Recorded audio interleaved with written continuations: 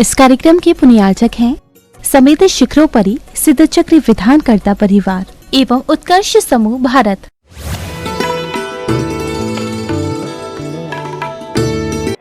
भगवान कुंद कुंद स्वामी वही समझा रहे, भेष तो तुमने अनंत बार प्राप्त कर लिया भाई, पर भाव को भी प्राप्त करो। पर मात्र भेष से काम भी नहीं होगा, भाव से काम चाहिए, और मात्र भाव भी मिलने वाले नहीं हैं बिना भेष के। बिना भेष के भाव भी प्रकट हो ही नहीं सकते। दोनों एक दूसरे के लिए आवश्यक है, दोनों एक दूसरे के लिए आवश्यक है, और यही हमारे जैन दर्शन का निमित्त नैमित्तिक संबंध है। यही निमित्त नैमित्तिक संबंध है। उपादान तो मेरा था ना, भाव तो मुझे अपने भीतर में बनाने थे। क्यों नहीं बन पा रहे हैं? वो विशुद्धि को जीव क्यों नहीं प्राप्त कर पा रहा है?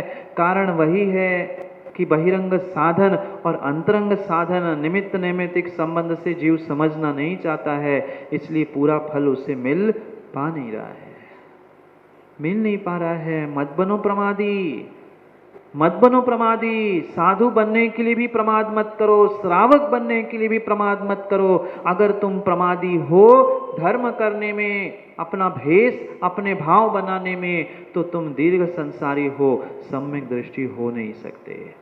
पहले मैं गाथा पहुंचाता हूं और फिर बात करता हूं। हाँ, नहीं तो पंचम काल है, अनिल जी कोई कुछ कह दे। पहले आगम सामने है, पढ़ो, आपके सामने संस्कृत है, नहीं तो हिंदी में भी लिखा है। जो प्रमादी है वह नियम से दीर्घ संसारी है, क्योंकि सम्यक दर्शन को प्राप्त कर ही नहीं सकता, कर ही नहीं सकता। सत्य को समझने की, विवेक पूर्वक समझने की आवश्यकता है। जो 99 और 100 नंबर की गाथा में कह रहे हैं, पहले पढ़ते हैं, फिर विषय को और विस्तार से समझते हैं कि कुंद कुंद स्वामी इस रेण सार में हमें क्यों स्मार्ट होने की कला सिखा रहे हैं, क्यों स्मार्ट बना रहे हैं। बाहर का तो स्मार्ट हमने कई बार बनने का प्रयास किया, पर भावों से हम अपनी स्ट्रेंथ को मैनेज करते हुए अटेंशन से जीने की कला सीखे तो ही स्मार्ट बन सकते हैं। पढ़ते हैं दोनों गाथाओं को, मेरे पीछे आप दोहराना, जिनके पास ग्रंथ है आसपास में देखो और जोर से उच्चारण करने का प्रयास करना। दंडते सलते मंडित माणो असुगो साहो, भंड जान सीलो हिंडदी सोहदीह संसारे। इतने धीरे से बोलते हैं नमक मंडी की माताएं, जोर से बोलो। जिनवाणी का श्लोक उच्चारित कर रहे हैं। अगली 100 नंबर की गाथा को पढ़ते हैं। देहादिषु अणुरता विषया सत्ता कसाय संजुता, आद सहावे सुता ते साहु सम्परिचता।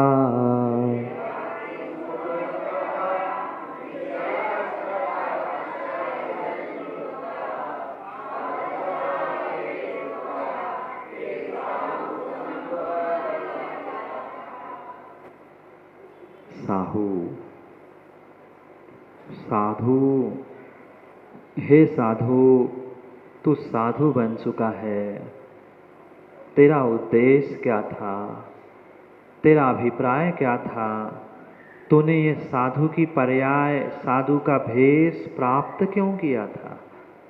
अगर किसी से राग द्वेष ही करना था, राजनीति ही करनी थी, कसायों को ही उत्पन्न करना था, तो ज्ञानी इस भेष को, अरिहंत की मुद्रा को लजाने का प्रयास क्यों किया?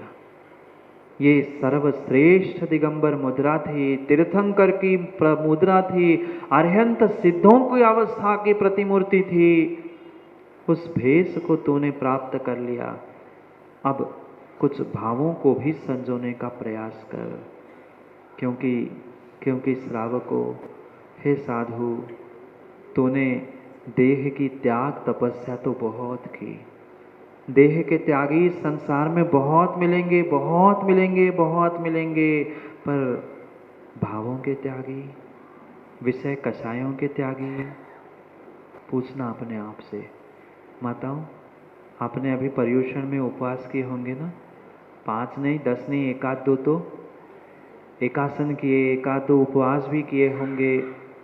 ये शरीर के लिए तो आपने भोजन का त्याग करते हुए तपस्या तो की, त्यागी तो बने, पर विषय कषायों का उपवास किया, विषय कषायों का उपवास किया। हम 10 दिन भी घर की सुख सुविधाओं को छोड़ने के लिए तैयार नहीं थे। हम एक दिन भी अपने उन मोबाइल और प्रसाधनों का त्याग नहीं कर पाए। सोचना किस बात का पर्यूषण, किस बात का? जब तक भाव नहीं बन पा रहे थे तब तक ये देह की भी तपस्या नहीं थी। पर देह की भी तपस्या कई बार की। यहाँ भगवान कह रहे देह से तुमने बहुत कुछ कर लिया, शरीर के त्यागी तपस्वी फिर भी मिल सकते हैं, पर विषय कषायों के भावों के त्यागी मिलना दुर्लभ है, दुर्लभ है, दुर्लभ है। इस भावों की तपस्या को प्राप्त कर लेना। ये जितने जितने जितने विशेष पद मिलते हैं ना नारायण जैसे, वे कैसे मिले? इतना आसान नहीं है नारायण बलभद्र आदि भी पद प्राप्त करना। पिछली पर्याय में त्याग तपस्या की थी, पर मात्र देह की तपस्या थी, देह के त्यागी थे, भेष मात्र था, करते करते भीतर भाव किए थे मैं साधु बनाऊं ना, अगली पर्याय में इतना वैभव भोगूंगा, मैं ये अभी छोड़ दूं अफवाहों, पर अगली पर्याय में भोगूंगा। ये निदान रूपी शल्य भीतर बैठा था और वह शल्य शरीर की त्याग तपस्या के फल के रूप में अगली पर्याय में नारायण जैसे पदों को देने के लिए निमित्त बनता है। समझो, मात्र शरीर से काम होने वाला नहीं है, पर शरीर को छोड़कर भी काम होने वाला नहीं है। हमें दोनों को साथ लेकर चलना है। मन वचन काय की जो उद्दंडता थी, विपरीत पुरुषार्थ था, उसे आगम में दंड कहा, योग नहीं दंड कहा। जो अशुभ मन अशुभ शरीर और अशुभ हमारे वचन चल रहे हैं, इसके द्वारा क्या होगा? मां पुण्य का आश्रय होगा ना? बोलो हाँ। जानते कितने हो, कितना ज्ञान है, कितना ज्ञान है, पर ज्ञान कभी अपने काम का हो ही नहीं पाया। 3 दंड 3 शल्य और पडिदमाणो अभिमानी, मैं साधु हूं, तुम श्रावक हो, चलो ढक। नहीं, तू साधु बना है, तू विशेष व्यक्ति है, तू तो और ऊंचाइयों को प्राप्त कर चुका है। तुम्हारा तो अहंकार और चकनाचूर होना चाहिए, तुम्हारे हर कार्य में विनय झलकनी चाहिए। पर अगर तू अहंकार से किसी धुतकार रहा है, किसी को भगा रहा है, तो तेरे जैसा अभिमानी इस संसार में कोई नहीं है। ये साधुओं को समझा रहे हैं, ये खुश मत हो जाना, हमारी तो इतनी तो चल जाएगी। नहीं, हमारी चल जाएगी ऐसी स्थिति नहीं है गौरव जी। जब साधु को इतना कठोर कहा जा सकता है, फिर श्रावकों आपको भी तो संभल के रहना होगा। साधु के लिए कह रहे हैं, अभिमानी असूयायो, दूसरों से ईर्ष्या करता है, स्पर्धा करता है, मेरा स्थान तेरा क्षेत्र, ये वह किसी प्रकार की अगर ईर्ष्या है ना, तो भूल जाओ, तो भूल जाओ। अभी तुम्हें धर्म की ABCD भी पता नहीं है, धर्म की ABCD भी पता नहीं है, धर्म की ABCD भी पता नहीं है। आजकल खींचाता नहीं होती है, तेरा मंदिर, मेरी वेदी, तेरे भगवान। क्या है ये? असूया है, ये ईर्ष्या है, ईर्ष्यालु जीव है, और ईर्ष्यालु कभी साधु हो नहीं सकता, कर ही नहीं सकता भावलिंग प्राप्त। श्रद्धा ही नहीं है, श्रद्धा ही नहीं है, साधु भेष पर ही श्रद्धा नहीं है। भावों की तो बात छोड़ ही दो, भावों की बात तो छोड़ ही दो, भावों की बात छोड़ दो। जायन सीलो, भंडन सीलो, लड़ाई करो, झगड़े करो, ये श्रावकों का ही काम नहीं है, तो साधु कैसे कर सकता है? साधु को साधुता प्राप्त करने के लिए कह रहे हैं, अरे तुम्हें पुरुषार्थ करना था इस भवातीत होने का, तू कहाँ भवाभिनंद बनने का प्रयास कर रहा है, कहाँ मान सम्मान प्रतिष्ठा के लिए जी रहा है। मत जियो, और उसके लिए कलह करना, उसके लिए ईर्ष्या करना, ये तुम्हें शोभा नहीं देता। ये शोभा नहीं देता। धन्य है, धन्य है, धन्य है साधु तेरी ये जिन मुद्रा। तीर्थंकर अरिहंत की ये मुद्रा है। इसी मुद्रा को जीव ने धारण करते हुए निर्वाण को प्राप्त कर लिया। पर तू कहाँ तिरछी दृष्टि डाल रहा है? तुम्हें तो मात्र अपनी दृष्टि को प्रभु जैसी नासाग्र करके वह निमग्न दृष्टि रखनी थी, पर इधर उधर किसी प्रकार से कटाक्ष मात्र लोचन से नहीं, आलोचन से भी अगर कटाक्ष किया जा रहा है तो अभी तेरे पास साधुता नहीं है। अभी तेरे पास साधुता नहीं है, अभी तेरे पास साधुता नहीं है। बिल्कुल तुम्हें अपने मार्ग की तरफ देख के चलना है। मेरा उद्देश्य क्या है, मेरा अभिप्राय क्या है, मैं किस लिए साधु बना हूँ, मैं किस लिए इस पर्याय को प्राप्त कर रहा हूँ, इसको पुनः पुनः याद करने की आवश्यकता है। तभी तभी काम होगा, अन्यथा परिणामों की मुद्रा से परिणामों की कभी विशुद्धि नहीं हो सकती। परिणामों से मात्र तुम्हारा कल्याण वह परिणति से, परिणामों से होगा, मात्र किसी एक से काम बनने वाला नहीं है। माँ, उस अरिहंत की मुद्रा, दिगंबर मुद्रा को देखकर भावों की विशुद्धि नहीं बनती, मन हिरोरे नहीं लेता। क्या अहो भाग्य हमारे कि आज हमें निर्ग्रंथ गुरु के दर्शन हो गए। अहो भाग्य हमारे, आज निर्ग्रंथ गुरु नमक मंडी पधारे। कितना उत्साह और कितना आनंद था, कितना उत्साह और कितना आनंद था। फिर साधु को भी सोचना चाहिए, है साधु, तुम्हें देखकर, तेरी मुद्रा को देखकर ये श्रावक इतने आह्लादित, इतने आनंदित हो रहे हैं, तो तूने तो साक्षात वो मुद्रा धारण की है। कुछ दिनों के लिए साधु नगर में पहुंचता है, किसी मंदिर में, किसी स्थान में पहुंचता है, तो वहां के नगरवासी, वहां के स्थानीय समाज आनंदित होती है। फिर तो साधु, तूने तो ये त्रिलोक पूज्य मुद्रा स्वयं धारण की थी। तुम्हें कितना संभल कर रहना चाहिए, कितने विवेक से रहना चाहिए, इसका ध्यान रख। भंडनशीलो, चावनशीलो, कलह करना, याचना करना तेरा स्वभाव है ही नहीं। यहाँ कह रहे हैं, जो 3 दंड, 3 शल्य, अभिमान, ईर्षा, कलह और याचना से युक्त है, हिंडदीसो दीह संसारे। वह भेष प्राप्त करने के बाद भी दीर्घ संसारी है।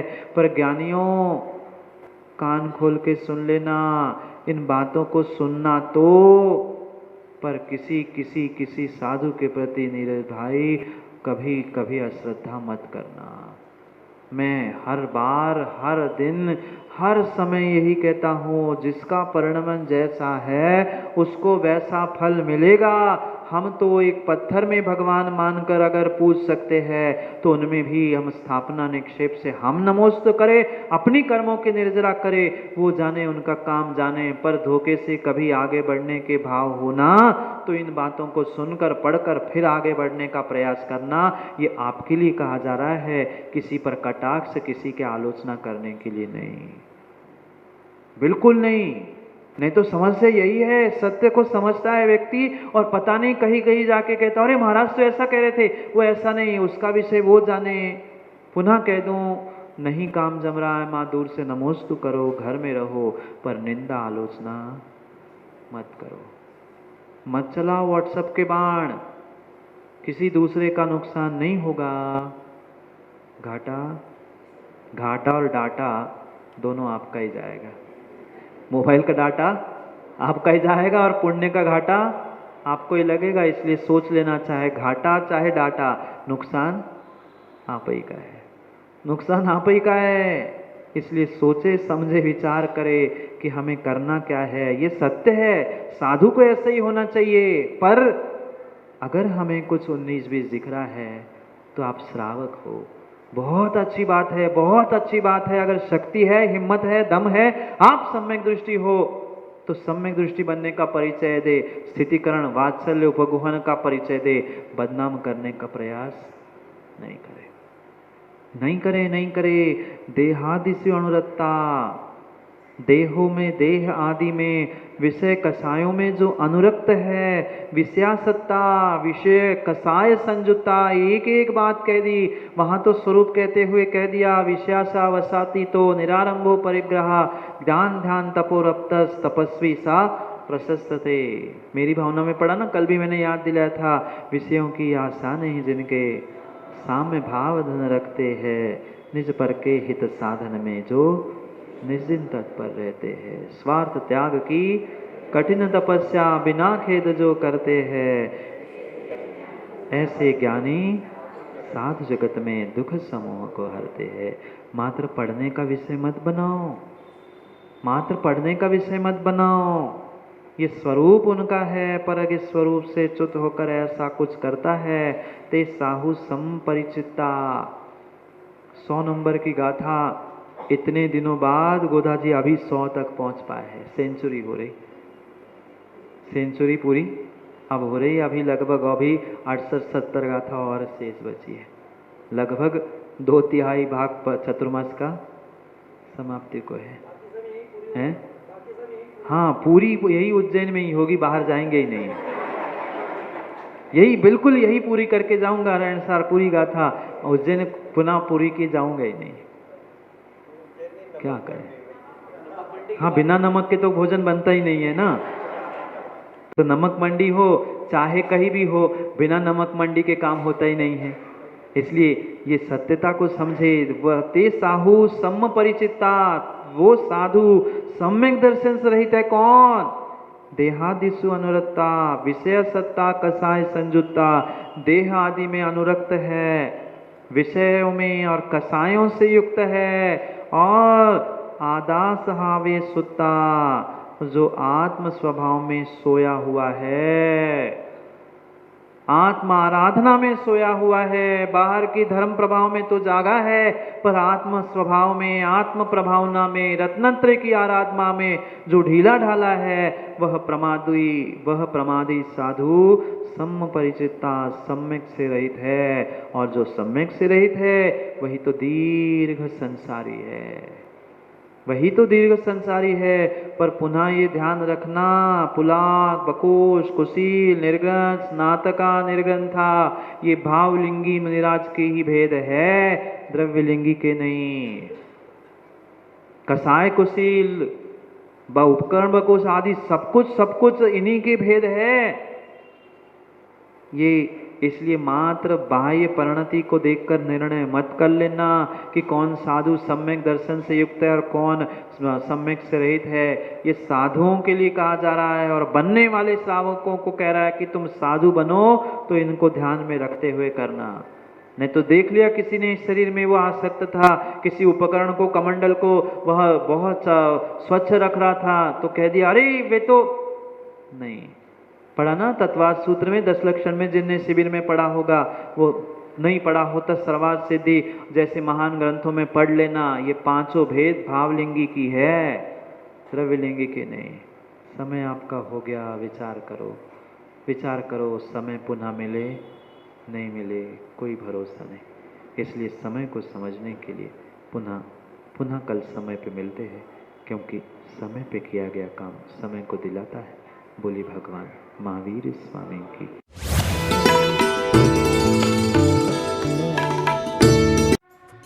इस कार्यक्रम के पुण्यार्जक थे समेत शिखरोपरि सिद्धचक्र विधानकर्ता परिवार एवं उत्कर्ष समूह भारत।